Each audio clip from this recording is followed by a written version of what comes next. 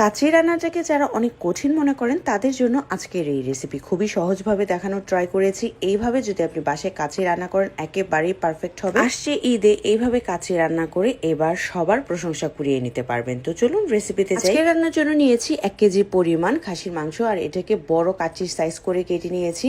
আধা ঘন্টা গরম পানির লবণ আর ভিনেগার দিয়ে ভিজিয়ে রেখে ভালো করে ধুয়ে পানিটাকে ঝরিয়ে নিয়েছি।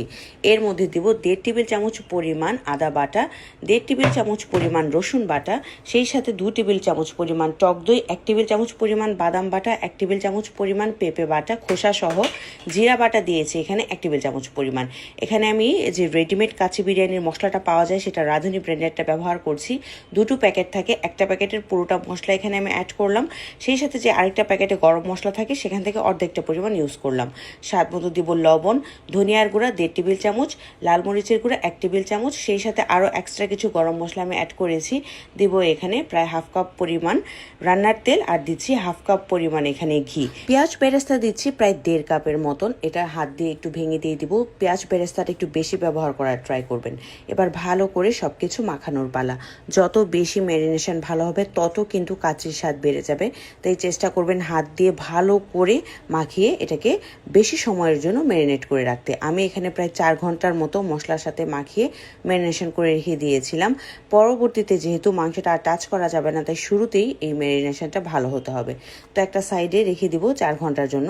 অন্যদিকে আমি মাওয়াটা রেডি করছি। এখানে আমি 2 টেবিল চামচ পরিমাণ গুঁড়া দুধের সাথে 1 টেবিল চামচ পরিমাণ ঘি দিয়ে ভালো করে এরকম করে মাওয়াটা মাখিয়ে রেডি করে নিব। এবার কাচ্চির জন্য ভাতটা রেডি করব। এখানে আমি প্রায় 5 কাপ পরিমাণ পানি বসিয়ে দিলাম। এর মধ্যে দিব প্যাকেটের যে গরম মশলাগুলো ছিল সেটা, আর পানি যখন গরম হয়ে যাবে তখন এখানে দিব 2.5 কাপ পরিমাণ বাসমতি চাল, যেটা আগে আমি 10 মিনিট ভিজিয়ে রেখেছিলাম।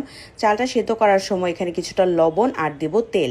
চাল যখন 80% সেদ্ধ হয়ে যাবে তখন একটা স্ট্রেনারে ঢেলে নিয়েছি। এবার বিরিয়ানিটা লেয়ারিং এর জন্য একটা ভারী পাতিল নিয়ে ম্যারিনেট করা মাংসটা খুব ভালো করে বিছিয়ে দিচ্ছি। এর মধ্যে দিব বড় করে কেটে নেওয়া ভেজে নেওয়া আলু, যেটা আমি সামান্য পরিমাণ জর্দার রং আর লবণ দিয়ে ভেজে রেখেছিলাম।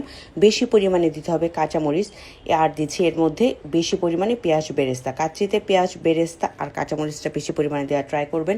সেদ্ধ করে রাখা ভাতটা উপরে দিয়ে দিব। রান্না করা ভাতটা কিন্তু একেবারেই গরম অবস্থায় দিতে হবে, তাহলে কিন্তু মাংসটা প্রপারলি সেদ্ধ হবে।